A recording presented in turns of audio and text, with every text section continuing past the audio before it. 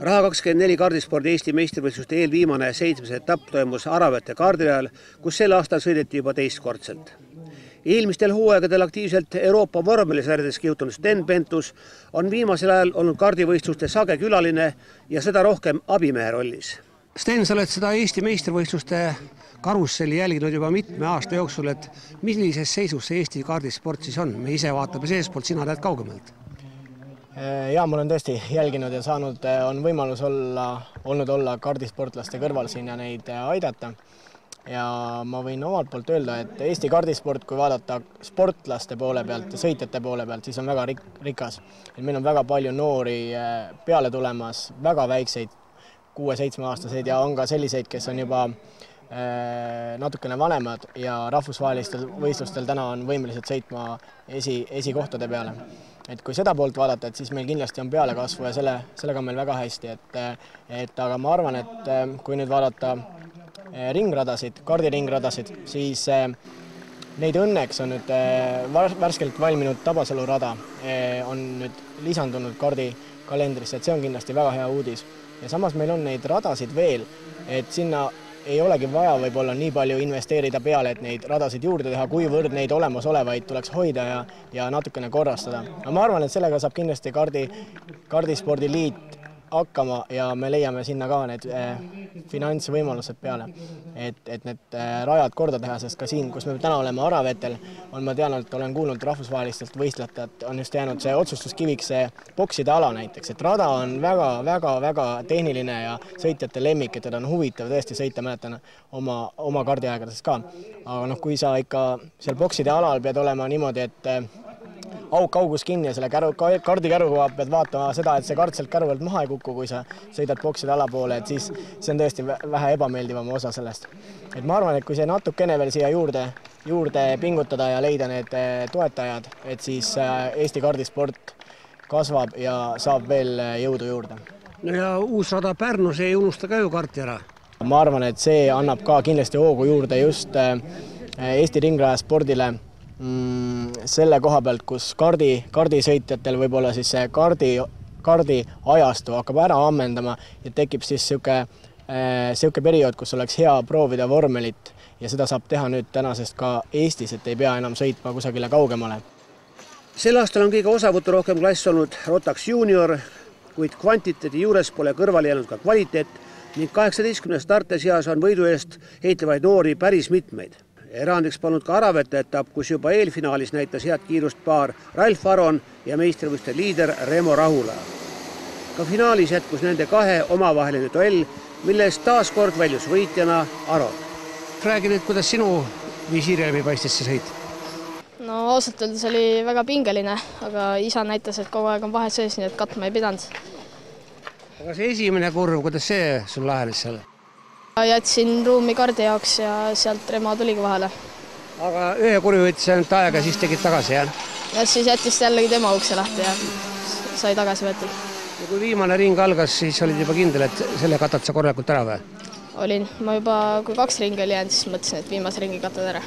Aravete rada kõik kiidavad, kuidas sulle sobib? Mulle sobib väga Aravete, et Aravete on mu lemmikrada ja minule see väga meeldib. Rahula pigistas endast viimase välja, kuid seekord ei saanud ta Aronist jagu. Olid seal võiduvõimalused ka olemas sulle?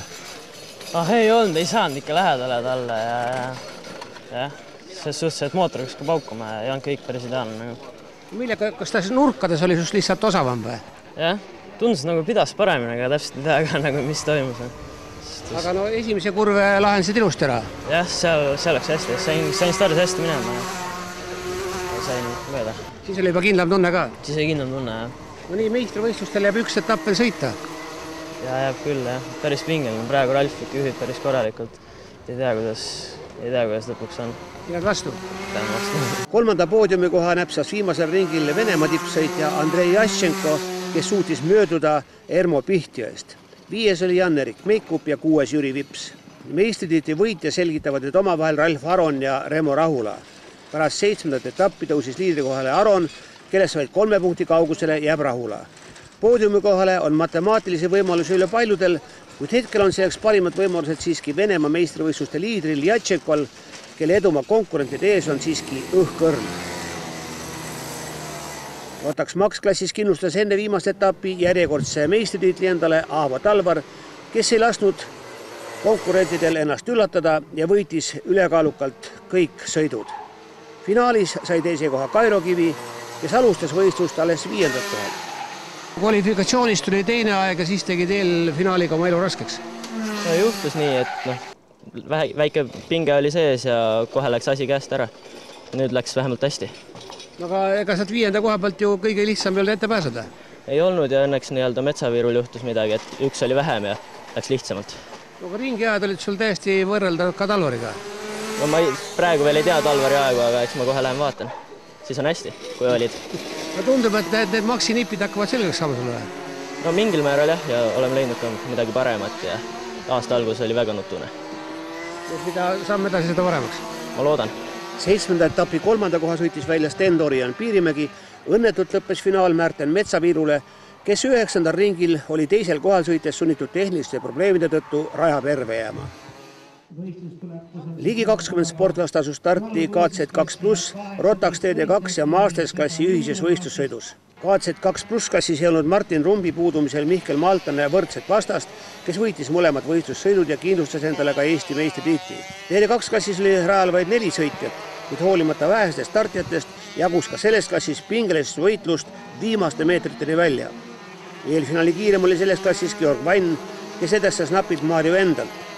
Kohe finaali alguses suutis aga teiselt kohalt startinud Vendlast mööduda Mario Haugas. Nii Vendla kui Antti Rammo andsid 2 liidrile kõva lahingu ning finišijoone ületasid kõik 4 1 sekundi sees, mis oli selgeks tõestuseks, et konkurentsi nappuse kiuste on võimalik näidata haaravat võistlust.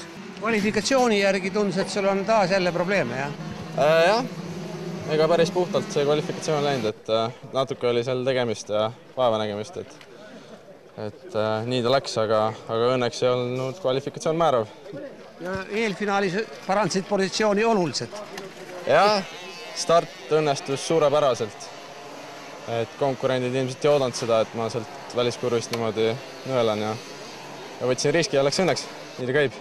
Kas võib öelda nii ka, et see finaal oli veel kõige kergem sõit sulle? Ei, kindlasti mitte. Finaalis oli Maarja Haugasega lahing, mis jääb, ma arvan, pikaks saaks meelde. Et tegime karmi ja kausat võidusõitu, väga vahva oli. Suutsite ikka kontrolli all hoida või oli ka siuke tunne, et mõni nurk läks nagu pikaks natuke? Ei, enesekindlust ei olnud väga palju, ütleme, et ma saan aru, et ta on ikka väga kiire ja ta tuli mitu korda must mööda ja jumal tänatud, et ma suutsin kohe tagasi talle teha, et see asi ei olnud üldse nii lihtne. Päris äge võidusõit käis rajal vist? Kuule, päris huvitav ütlemine oli, jah. Mis selle asja huvitavaks tegi? Sõitjad oli vähe teil? No sõitjad oli vähe, aga need 4, kes jäid, olid need, kes on kõik peaaegu täpselt sama kiired. No praegu ma arvan, me tõestasime seda, et kuigi on 4 inimest klassis, et isegi 4 inimesega võib sõit väga huvitavaks osutuda. No Georgi üldsust oluliselt kiirem, aga samas ega palju variante ei tekkinud või? Noh, eks me kõik oleme siuke väga hästi ühte auku sõidame, et praegu seekord läks niiviisi, et kes esimesena finišijoone tuleb, on ikkagi võita. 3. järjestikuse meistritiitli püüdmist jätkab selles klassis Georg Vann, järgnevad Mario Haugas ja Mario Vendla. Masters klassis domineerisid lätlased, sõitu juhtisid Stanevits ja Lembergs, võidu võttis Stanevits. Lembergs katkestas ja nii tõusis teise kohale Argo Tamm, 3. oli Priit Sei. Eestlastest järgnesid veel Madis Enok, Ivar Veerus ja Jako Kuusk. Kõige nooremate kadettklassi võistlussõitudes on sellel hooajal olnud kõige stabiilsemaks poisiks Christopher Reintam. Eelfinaalis sõitis ta konkurentidel päris pikalt eest ära, kuid mida vähem ringe jäi finišini, seda lähemale jõudis üks peamisi rivaale Rimmo Kadapik, kes enne ruudulise lipu lehvimist tõusiski liidriks ja võttis esikoha. Finaalis oli aga Reintam kindlus ise ja suuremaid vigu tegemata võttiski võidu. Teine oli Kadapik ning 3. Christopher Lepaste, 4. Paul Aron ja 5. Karl-Markus Sei. Rakketklass on üks nendest klassidest, mis paistab silma terava konkurentsiga ja noored kiirusekomardajad ei löö risti ette pea millegi ees. Eelfinaali võitis suhteliselt kindlalt Ilja-Martin Udre, seda Kaspar Korjuse ees, järgnesid Gabriel Dominik Sergo, Paul August Lääne. Ka finaal algas sarnases toonides, nagu oli läinud eelfinaal, kuid 11. ringil tegi avarii ja võistlejate rivi keskel sõitnud Karl-William Reinaste, mille tagajärjel võistlus peatati punase lipuga. Arstlikus kontrollis selgus, et Reinaste põrutus ei olnud tõsine ning võistluste läbiviimiseks vajalik parameedikute brigaad ei pea haigla suunas sõitma. Žürii otsustas võistlus jätkata ning pärast kordustarti jäi sõita veel 5 ringi. Selle lühikese aja jooksul suutsid konkurentidest enam kui 7 sekundiga eest ära sõitja Ilja-Martin Udre ja Gabriel Dominic Sergo, kes hõivasidki poodiumi kõrgemad kohad. No räägi, kumb sõit sul raskem oli, kas algus või lõpuosa? Alguses. Miks? Sellepärast ma läksin kõigil eest ära ja üksinda sõidsin Gabrieliga koos. Aga kõik oli seal tagant ja kõik oli lihtne. Kui palju sind see segas, et selline kordusstart oli? Alguses ma mõtlesin, tundus nagu väsisin, alguses olin väsinud, stardist olin väsinud, aga siis pärast start läks nii hästi, juba peale starti oli lootus, et jään teiseks. Kas üritasid Ilja-Martinist mööda ka minna? Natukene, ega väga ei üritanud. Jäid rahul teise kohaga? Jaa. 3. kohale kerkis Paul-August Lääne ning 4. langes Kaspar Korjus. No Kaspar, teine koht oli käe ulatuses, mis seal siis juhtus? Tehti uuesti sõit ja